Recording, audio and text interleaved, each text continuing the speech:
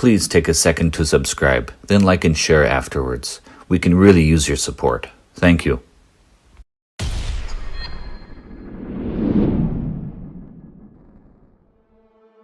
In our previous episode, we tackled that heated modern question: does the land belong to Palestine, the Philistines, or Israel?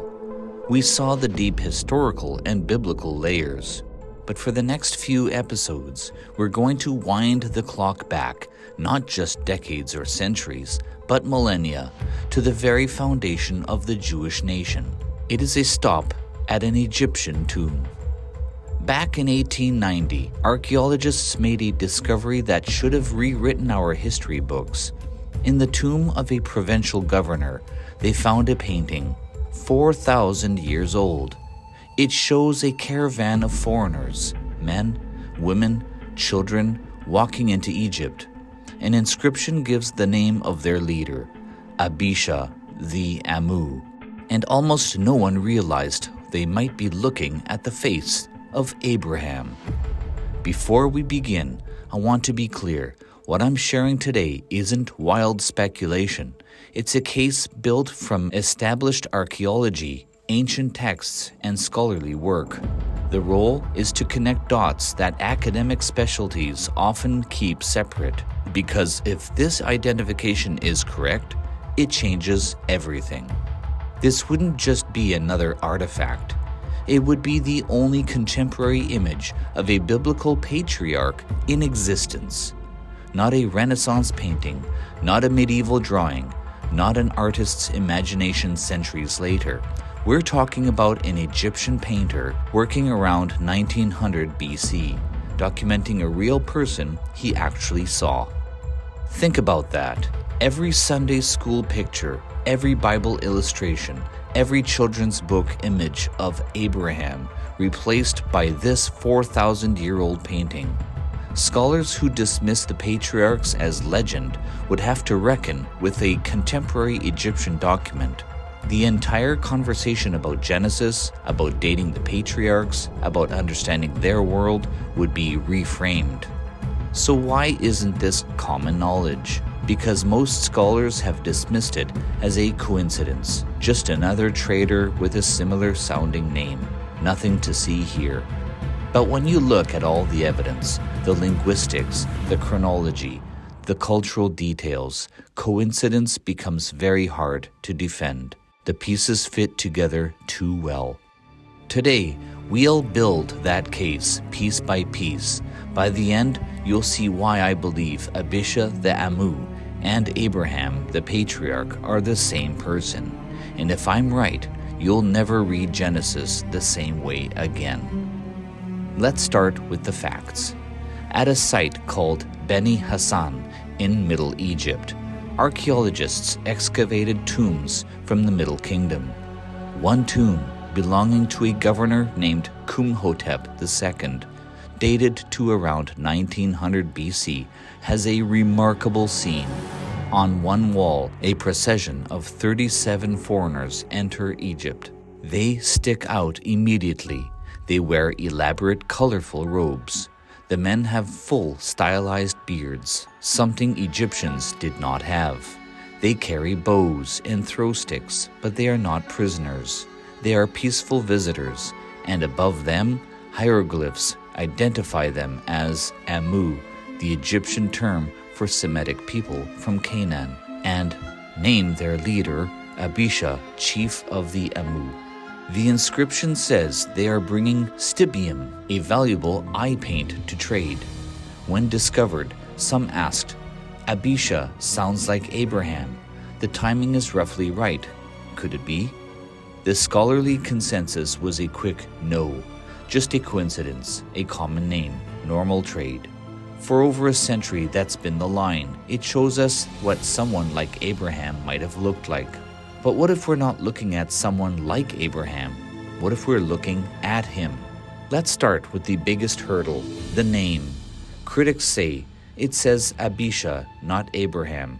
Case closed. But we have to stop thinking in English and start thinking in ancient languages.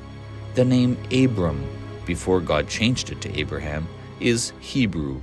It means exalted father.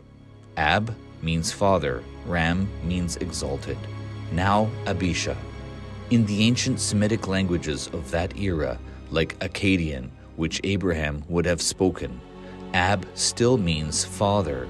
Isha or Yesha conveys distinction, exaltation. Abisha means exalted father. The meaning is identical. Why the different sound? Because Hebrew didn't exist yet. Abraham was from Ur of the Chaldees, a Mesopotamian. His native tongue was Akkadian. When he arrived in Egypt and said his Akkadian name meaning exalted father, the Egyptian scribe wrote down what he heard, Abisha. Centuries later, when Moses compiled the Torah in Hebrew, he used the Hebrew equivalent, Abram. It's the difference between Charles in English and Carlos in Spanish. Different sounds, same person. The fact that the painting says Abisha is perfect. If it said Abram in perfect Hebrew, that would be suspicious. Abisha is exactly what a wealthy Akkadian chieftain called exalted father would have been called in 1900 BC. Now let's go to the next challenge, the timeline. If the dates are off, nothing else matters. The tomb painting is dated to the reign of Pharaoh Senusret II, around 1878 BC. When was Abraham in Egypt? Let's use a biblical clue from the Apostle Paul. In Galatians, he says the law at Sinai came 430 years after the promise to Abraham.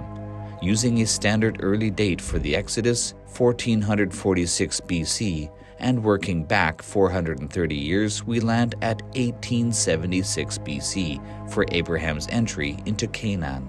Genesis tells us that a famine drove him to Egypt soon after. So we have Abraham in Egypt, approximately 1876 BC, Beni Hassan painting, approximately 1878 BC. A difference of maybe 2 years. In ancient chronology, that's a bullseye. We are squarely in the same generation. Now the evidence that truly convinced me, the cultural markers. This isn't a generic scene. First, the clothes. Elaborate, multicolored, geometric patterned textiles. This matches the famous textile industry of Mesopotamia, specifically of Ur, Abraham's homeland.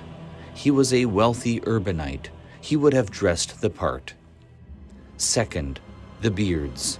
Full, carefully groomed, styled. This is classic Mesopotamian grooming, not Canaanite or Egyptian. Third, the composition. This isn't just a trade caravan of men. It's a family unit. Men, women, and children, 37 people. This matches Genesis perfectly. Abraham traveled with his wife, his nephew Lot, and all their household. This is a clan on the move. Fourth, look closer. The second figure holds a musical instrument, a lyre. This tells us the group carried their culture with them. They valued music, storytelling, art. Fifth, on the donkeys, you can see bellows, tools for metalworking. The inscription notes they brought stybium, a mineral requiring processing. This suggests they were also craftsmen, metallurgists. Later biblical tradition connects Abraham's ancestors with metalworking. He wasn't just bringing goods, he was bringing technology. This painting shows a mobile, sophisticated, high-culture delegation, not refugees, but dignitaries. And this brings us to the tomb's owner, Governor Khuhotep II. In Egyptian tomb art, nothing is random. It's a resume for eternity. Why paint these foreigners? Khuhotep is boasting. He's showing that his influence is so great that powerful foreign chieftains seek him out. He calls them Amu, but he treats them with dignity, recording their specific, exotic details. Abisha was not a beggar. He was a peer, a man of significance. Genesis chapter 12. A famine forces Abram to sojourn in Egypt. The painting shows a group entering for trade, bringing valuable goods to negotiate for what they need. In verse 16, Pharaoh treats Abram well, giving him sheep, oxen, servants, a massive transfer of wealth. The painting shows a wealthy leader dressed in finery, leading a well-equipped delegation worthy of a diplomatic gift exchange. Genesis 13:2. Abram was very rich in cattle, in silver, and in gold. The painting shows the visual proof that described wealth and status. The biblical account and the archaeological artifact aren't just compatible, they illuminate each other. So let's address the final objections head on. They say, it's just a generic stock scene. Why then name the specific leader? Why the exact number 37? Why the specific regnal year? Generic scenes are vague. This is a record of a specific event. The next objection, the name is wrong. Well, we've addressed this. Abisha is Abraham's name in his own language.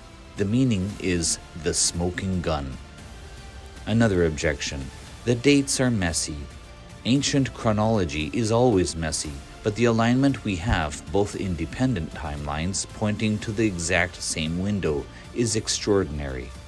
If we accept this, it forces us to rewrite the picture in our minds. We grew up imagining Abraham as a humble, lonely nomad in a dusty robe wandering vaguely through the desert. The Beni Hassan painting shows us none of that. It shows a prince, a chieftain, a diplomat clad in royal textiles, a man who walked into the courts of world powers and was received with respect. Suddenly, other parts of Genesis snap into focus. Genesis 14, where Abraham musters 318 trained men from his household to rescue Lot. That's not the act of a shepherd. It's the act of a warlord we see on this wall. When the Hittites call him a mighty prince in Genesis 23, it's because he was. God didn't choose a random passive wanderer. He chose a leader, a man of substance, wealth, and influence in the ancient world, a man who had everything to lose, and that makes his faith staggering. This man, Abisha the Amu, the prince on the wall, had it all, yet when God called, he was willing to leave it all behind, to become a stranger, trusting a promise he could not see. So the next time you read Genesis, don't just picture a peasant. Picture the man on the wall. Picture the formidable faith of a prince. Up next, we wind back the clock even further to fill the centuries-old gaps in the biblical narrative, the pre-flood rebellion of the sons of God, the cataclysmic judgment of the flood, and the true world-altering significance of the Tower of Babel. Here on Secrecies Uncovered.